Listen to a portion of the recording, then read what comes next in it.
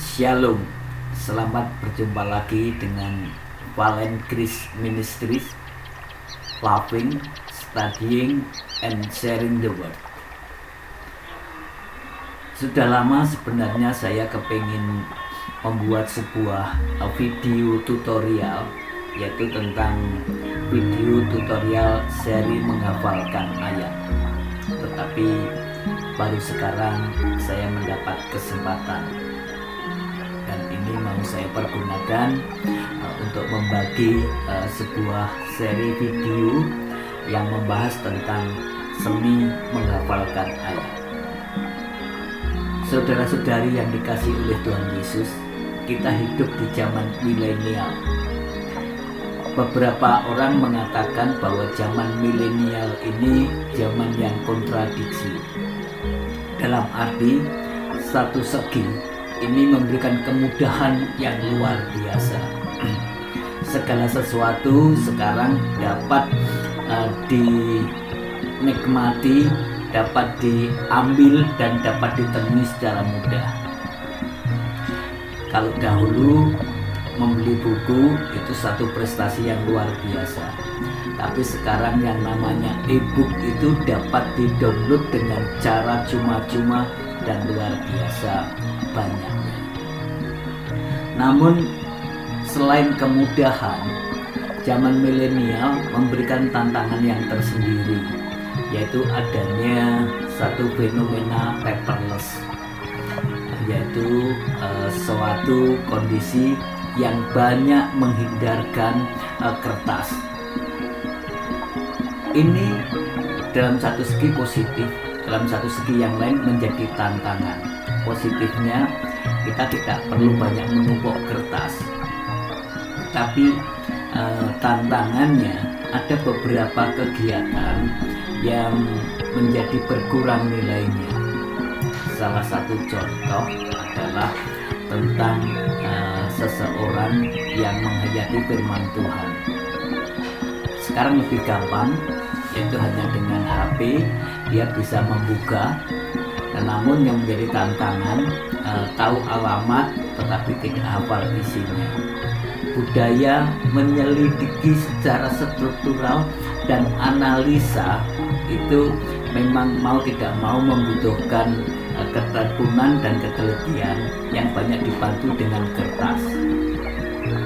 Memang bisa dengan cara beberapa aplikasi yang memudahkan untuk menganalisa. Tapi baiklah, itu menjadi tantangan dan kesempatan. Intinya, di dalam zaman milenial ini, sesuatu yang tidak berubah adalah bahwa kita perlu mencintai firman Tuhan. Dan salah satu bentuk mencintai firman Tuhan adalah cara menghafalkannya. Nah, pada kesempatan ini saya akan membagikan alasan mengapa kita perlu menghafalkan firman Tuhan. Paling tidak minimal ada 5 alasan mengapa kita perlu menghafalkan firman Tuhan. Yang pertama yaitu adalah untuk memelihara tradisi rasuli. Paulus di dalam surat Kolose mengatakan, "Hendaklah perkataan Kristus diam dengan segala kekayaannya di antara kamu, sehingga kamu dengan segala hikmat mengajar dan menegur seorang akan yang lain, dan sambil menyanyikan mazmur dan puji-pujian dan nyanyian rohani, kamu mengucap syukur kepada Allah dalam hatimu." Dalam nas ini, Paulus mendorong supaya jemaat Kolose itu mengembangkan suatu kebudayaan atau suatu tradisi bagaimana mereka saling membangun, saling menasihati, memuji Tuhan, menyembah Tuhan, memakai firman Tuhan. Kekayaan firman Tuhan begitu melimpah di dalam jemaat, dan jemaat bisa menggunakan secara kreatif. Kita bisa menggunakan ini dengan handphone umpamanya, tetapi lebih indah lagi kalau firman Tuhan itu dihayati, dihidupi, dan diucapkan secara spontanitas secara antusias kita berbagi dengan firman Tuhan. Jemaat yang seperti ini adalah jemaat yang mewarisi tradisi rasul. Alasan yang kedua adalah untuk mengasihi Tuhan. Mengapa orang percaya perlu menghafalkan firman Tuhan? Karena menghafalkan firman Tuhan itu adalah bentuk atau cara salah satu untuk mengasihi Tuhan. Yohanes di dalam pasal 14 ayat 21 mengatakan, barang siapa memegang perintahku dan melakukannya, dialah yang mengasihi aku. Dan barang siapa mengasihi aku, ia akan dikasihi oleh Bapa-Ku, dan aku pun akan mengasihi dia dan akan menyatakan diriku kepadanya. Memegang sebelum melakukannya adalah hal yang esensial. Melakukan karena memegang firman Tuhan itu memberikan suatu pengertian bahwa melakukannya dengan pengertian, tidak secara spontanitas atau tanpa pemikiran, tetapi melakukannya karena memegang. Ini adalah satu kehidupan yang dikendalikan oleh firman Tuhan. Dan Tuhan Yesus mengatakan, orang yang memegang firman-Nya, orang yang memegang perkataannya dan melakukannya, dialah yang mengasihi Tuhan. Sebelum kita melakukannya, kita perlu memegang firman Tuhan itu.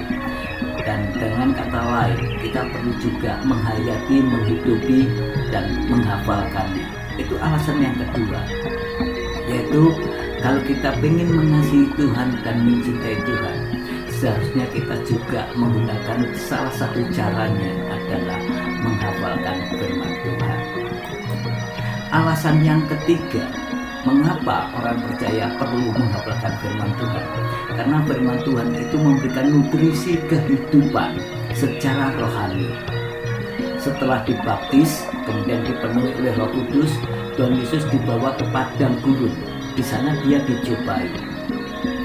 Waktu dia lapar, iblis datang dan mau mencobai Tuhan supaya Tuhan dengan kekuatan mujizatnya mengubah batu menjadi roti. Tapi Tuhan menjawab, ada tertulis bahwa manusia hidup tidak saja dari roti, tetapi dari setiap firman Tuhan yang keluar dari mulut Allah. Artinya, sementara di bumi ini ada dua nutrisi yang diperlukan. Nutrisi secara alamiah, secara fisikal, makan dan minum, dan oksigen, dan secara supranatural, secara rohani, yaitu firman Tuhan. Mengapa kadang-kadang kita menemukan ada orang-orang yang hidup tetapi spiritualitasnya kering? Karena salah satunya adalah nutrisi rohaninya kurang. Nah, supaya memiliki kehidupan rohani yang baik, kehidupan rohani yang berkembang, salah satu nutrisi yang dibutuhkan adalah firman Tuhan. Itu menjadi alasan mengapa orang percaya perlu menghafalkan firman Tuhan. Karena dengan cara demikian, dia akan memberikan nutrisi untuk kehidupan spiritualnya. Yang keempat, mengapa perlu menghafalkan firman Tuhan? Karena menghafalkan firman Tuhan itu adalah cara atau jalan untuk mencapai kesuksesan. Saya senang salah satu nas atau ayat favorit saya adalah Mazmur 1. Berbahagialah orang yang tidak berjalan menurut nasihat orang fasik, yang tidak berdiri di jalan orang yang berdosa, dan yang duduk dalam kumpulan pencemooh, tapi yang kesukaannya ialah merenungkan Taurat Tuhan.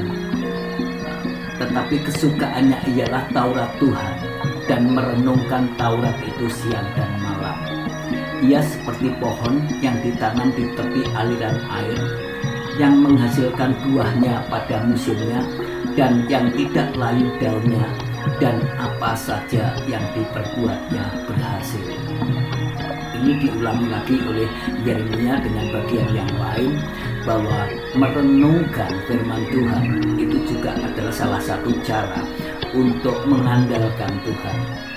Dan kalau orang percaya percaya, merenungkan Taurat Tuhan itu, menghafalkan Taurat Tuhan itu, ini adalah seperti pohon yang ditanam di tepi aliran air, yang menghasilkan buahnya pada musimnya, dan yang tidak layu daunnya. Apa saja yang diperbuatnya berhasil.